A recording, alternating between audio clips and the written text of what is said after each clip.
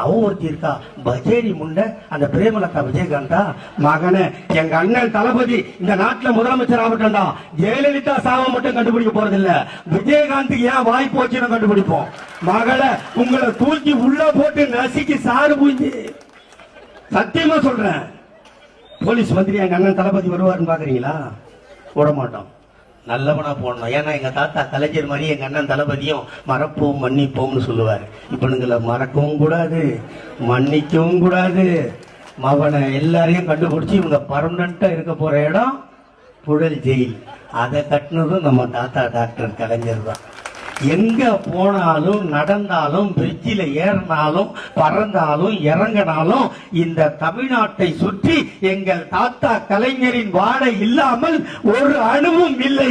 அந்த தாத்தா கலைஞர் மெரினா கடற்கரையில் உறங்குகிறார். என் தாய்மார்களே, தங்கைமார்களே, மன்றாடி கேட்கிறேன், மடிப்பிச்சை கேட்கிறேன்.